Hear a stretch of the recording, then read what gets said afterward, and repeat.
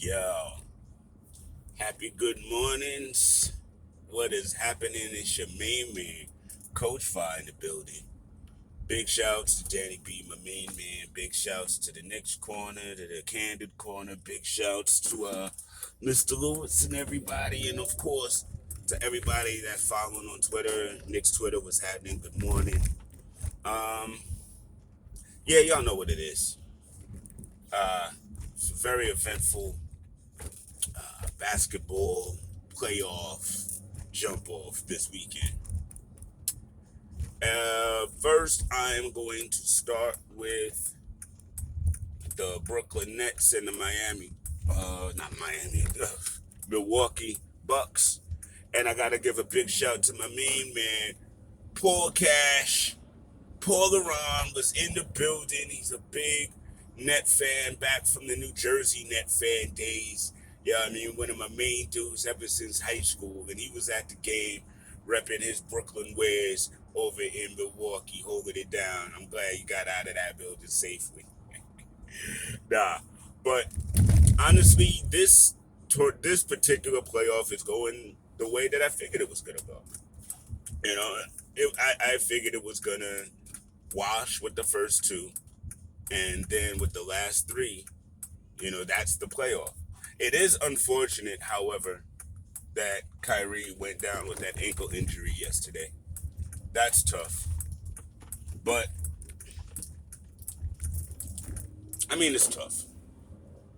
But if you really want to look at it a certain way, you can look at it like, okay, so you've got KD versus Giannis. And, okay, how could I phrase this? So it's now KD and the Five Heartbeats versus Giannis and the Temptations, pretty much. So it's just gonna be really, really interesting, man. But big shouts to Dolan J. Trump because he did remind us that KD said that they also have a big 15. So there's really nothing to worry about. They got a big 15. Uh, Happy birthday, RJ Barrett. Somebody is 21. Uh-oh. Dapper, got money, and a great basketball player. That's what I'm talking about. All right, so let's slide on over to the Clippers and Utah. That's a good series. Again, that's another one that I feel like it's going to go the full seven. I think the Clippers are going to tie it up tonight, and then we'll have the last three. It's a good series. That's definitely a good series. And then we've got the Hawks and 76ers, and the Hawks got off that first game, and they got off pretty solid. But the last two games, Philly has kind of stepped up and showed, listen, we're Philadelphia, and we're going to the finals. I still think that, two things. I'm going to be honest. That kid Hunter going down in this series is really affecting them. He's got such a defensive. He's not just defensive. He knows where to be. He's got a great basketball IQ. Hunter knows where to be on both sides of the ball. He's very physical, and they're missing that presence right now. And honestly, the height issue on Trae Young is giving him fits. Ben is a very athletic, very, very skilled player, and he's holding it down. And it's causing Trae not to do Trae-like things. So again, it's good coaching, good matchups, good game planning, and Philly is stepping that out. I do believe Atlanta is going to. Okay, I'm not gonna.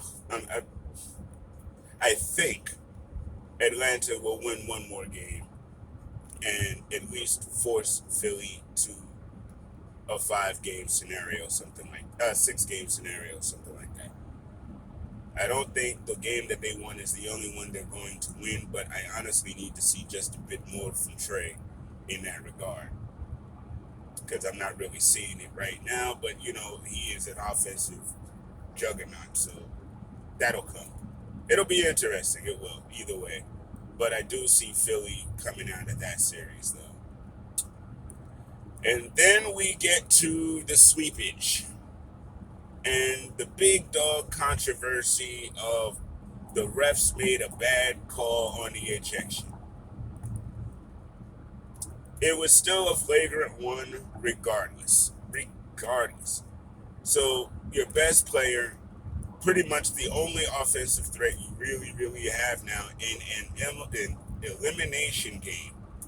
Worst come to, best case scenario, he's got a technical foul, stays in the game. Worst case scenario, they call it a flagrant 2 and he's gone. And it's the third quarter and y'all really don't need him to be gone. So my big question is actually, why did Joker think that that particular play was so important that he had to make it and then leave everything up to the refs? That's literally the one thing you don't do. Cameron Payne had the ball, so you swipe it at it. Maybe you cause a turnover or something like that, but maybe you get called for a foul, and maybe you leave it up to the refs to interpret, and maybe something terrible happens. How about you don't do that play at all? Cameron Payne got the rebound, you let it go. Play on to the next play. And maybe you make it to the fourth quarter where something good goes in your direction and maybe you survive. I mean, there's a whole lot of maybes to this thing. There's no guarantees whatsoever. But I'm sorry to call the league soft and all this, that. Nah, man, listen, at the end of the day, you are the best player on your team. You have to be on the court. So you cannot put yourself in any position that'll take you off the court, especially a play that wasn't going to change anything. I mean, sometimes I wonder, like, what are we really doing here? Are we here to just, no matter what, root for the player and the players don't make no kind of mistakes whatsoever? Is it always the league when a player puts himself in a position that he shouldn't? I mean, I don't know, man. But I saw the game, I saw the foul, and as soon as I saw it, I said, yep, he done put himself in a position. And I don't care, listen, he wound up and aimed, I don't care if, but he was targeting the ball. Of course he was targeting the ball, but he hit the dude in the face and not the ball. So, again, I understand what he was thinking about doing, but then what he did was grossly incorrect. And he paid a price for it. Whether we think that the price was fair or not, at the end of the day, you don't put yourself in that position. My mom used to say that to me all the time. If you don't want somebody to say you did something that you didn't do, don't put yourself in that position. If you wasn't with them dudes who stole from that store, why are you in the car? Don't put yourself in a position for someone else to change your fate. You know what I mean? And if you do that, don't whine about it. Be like, it's everybody else's fault. No, it's not. If you don't go after that rebound or after that steal, you don't get a foul call, and y'all keep going, and you never know. And that's simply my point. There's no other point to you never know as long as you keep yourself out of that predicament. So now the Suns are going on, and that's cool. That's cool for them. That's really cool for CP3. You know what I mean? He's had some unfortunate bouts with injuries in the playoffs, but I mean, he has been a solid, more than solid, wonderfully gifted player his whole career. And I'm really happy that he's on a team that can actually have some success in this Western Conference final. I like that. Some of these storylines and narratives are actually really cool, and this is one of them. And seeing this for Booker and Ayton, and again, this is a big call for proper drafting. This is what happens when you draft right, when you listen to your scouts and you bring folk in, and then you bring in a coach that could bring it all together. Because I mean, they had Booker for a while, and this wasn't happening because he was a great player with nothing around him. And then they bring in Ayton, and then, oh, why'd you draft Ayton so high? Y'all don't know what y'all doing, blah blah blah blah. I remember all that stuff. And this is what it is. It's paying off. You got a vet to come in that understands the game at a very, very high level, and he's able to steer these younger players and younger vets into positions for themselves to win. And honestly, that's the daggone NBA that I love. That's the basketball that I love. I don't love super team basketball. I just don't. I don't love all-star basketball, during the regular season. I'm not I'm not I'm not a fan of it, honestly. I'm a fan of what Phoenix is doing. I'm a fan of what Denver's doing. I'm a fan of what Utah's doing. I'm a fan of what the Knicks did this year. I'm a fan of that. You know what I mean? Grow that, build that, trust that.